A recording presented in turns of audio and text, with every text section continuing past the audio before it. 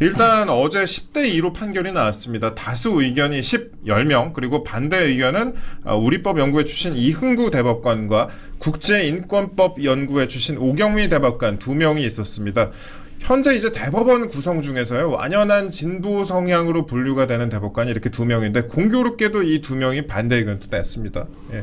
솔직히 저는 파기를 예상하긴 했지만 지금 보수 내지 중도 대법관이 10분 정도 있다 이렇게 알려져 있잖아요. 예. 이분들이 다 파기의 취지로 할 것이다. 이렇게까지는 예상하지 못했어요. 뭐 한 7대5, 8대2 정도 예상했는데 생각보다 보수 내지 중도 대법관들이 의견을 잘 내주셨고요.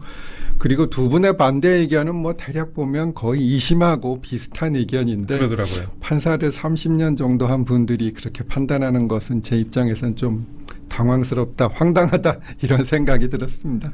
예, 그 판결문이 87쪽 정도 아마 됐던 걸로 기억하는데 저도 어떻게 좀 봤었는데, 물론 뭐 저희는 법과 양심에 따라서 법관들이 판결을 한다고 믿고 있으니까 뭐 그분들의 성향에 대해서는 더 이상 자세히 언급하지는 않겠습니다. 의견에 대해서만 좀 다뤄보도록 하겠습니다. 일단 대법원이요, 골프 발언, 그러니까 골프 발언 그리고 백현동 발언은 허위사실 공표에 해당한다 라면서 2심 판단이 법리 오해라고 판단을 했습니다. 그러니까 그 골프 발언이라는 거는 그 피고인이 성남시장 재직 때는 김문기를 몰랐다라는 부분에 대해서 보조적 논거에 불과하다라고 2심에서는 봤었는데, 그 부분 당시에 이제 2심에서 어떻게 얘기를 했었냐면요, 다의적으로 해석할 여지가 있어서 허위성을 인정하기도 어렵다라고 봤습니다. 그러니까 여러 가지로 해석할 수가 있는 부분 아니냐, 결국 그런 거고, 이 골프 관련된 발언은 보조적 논거에 불과하다, 이거 다른 말 하다 그냥 보조적인 부분에 불과하다 이런 식으로 그때는 해석을 했습니다. 근데 이번에는 완전히 다르게 해석을 했어요. 예.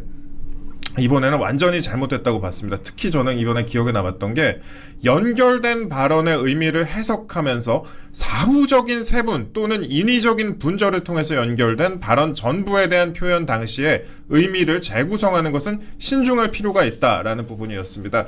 2심 판결을 두고 뭐 낙지 탕탕이 판결이다 이런 식으로 법조계에서 비판이 있었습니다. 각 단어별로 문장을 뭐 다 분절을 시켜놨다 그런 지적을 받았습니다. 예를 들어서 뭐 2심 판결의 법리 오해다라고 얘기를 한 게 있다고 치면은 2심 오해 판결 법리 이렇게 문장을 다 그냥 부분별로 다 나누는 거예요. 부분별로 분절을 시켜놓으니까 그 분절시켜놓은 상태에서는 문제가 없다 이렇게 2심에서는 해석을 했던 겁니다. 당시에 이에 대해서 법조계에서 굉장히 지적이 많았는데 대법원도 이를 상당히 강한 어조로 질타를 한 것 같이 보이더라고요. 예, 먼저 물으신 이제 법리 오해 이 부분 예. 좀 설명드리면, 지난번에 제가 여기 출연했을 때 이 기자님께서 이게 상고 이유가 되냐 예. 이런 질문을 하셨어요. 맞아요. 예. 그때 제가 이제 법리 오해라고 판단할 수 있다 이렇게 이제 답변 드렸는데 그대로 나왔지요.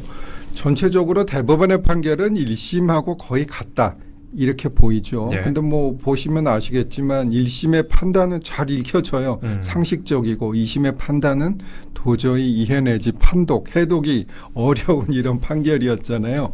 그리고 아까 대법원이 질타한 부분, 그 부분을 아주 강하게 얘기하고 있다. 저는 예. 그렇게 느껴졌고요. 특정된 하나의 주제 관련 질문에 대한 답변으로 행해진 일련의 발언이 있으면 그게 흐름상 자연스럽게 연결되어 있는 경우에는 발언 전부의 내용을 봐야 하는 거고, 이거를 분절 뭐 그렇게 단어별로 나눠서 보면 안 된다. 예. 그리고 일반 선거인에게 주는 전체적인 인상을 봐야 한다. 이렇게 이제 얘기하고 있죠. 예.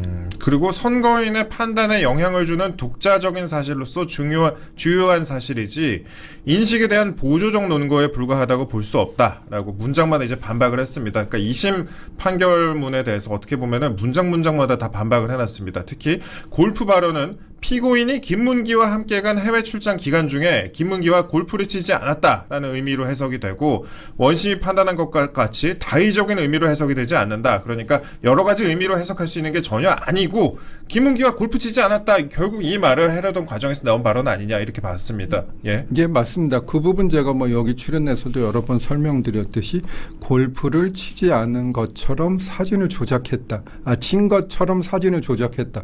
결국은 그렇게 읽히고, 그거를 단어를 이렇게 나누어서 분절해서 볼 것이 아니라 골프를 치지 않았다는 말을 했다. 네. 저는 그렇게 느껴지거든요. 근데 이제 2심은 골프를 치지 않았다는 말을 아주 명시적으로 하지는 않았기 때문에 허위 사실은 아니다. 이렇게 판단했죠. 근데 네. 우리나라 국어를 제대로 하는 사람이라면 네. 2심같이 판단할 수가 있겠습니까? 아. 그래서 국어 능력 인증 시험을 친다면 2심 판사들은 낙제점이 아닐까 생각이 듭니다. 근데 저 궁금한 게 2심은 국어 능력 평가 시험을 보면 낙제점이 아닐까 이렇게 말씀하셨는데 아니 근데 2심은 왜 그렇게 판결을 한 걸까요?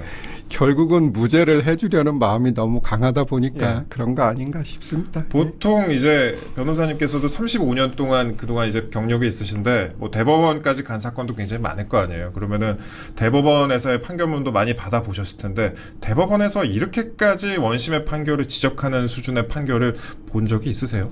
그렇게 잘 안 하고요. 예. 생각보다 많이 질타를 했다. 네. 저는 그렇게 느껴졌어요. 예. 그렇습니다. 생각보다 많이 질타를 했다 이렇게 말씀하셨습니다. 그리고 백현동 발언 역시 그러니까 그 국토부가 성남시의 용도 변경을 따르지 않으면 직무유기로 문제 삼겠다라고 협박한 사실이 전혀 없음에도 이에 명백히 배치되는 허위의 발언을 했다라면서 유죄로 인정을 했습니다. 이걸 원심은 또 의견 표명이다라고 봐서 논란이 되지 않았습니까? 그러니까 뭐라뭐라 얘기를 했는데 이거 다 의견이었다 이런 식으로 말을 해가지고 2심에서 판단을 해서 이게 좀 논란이 됐었는데 대법원이 이거 뭐 잘못 해석한 거다. 단 이거는 의견 표명이 아니라 사실의 공표다 이렇게 또 봤습니다.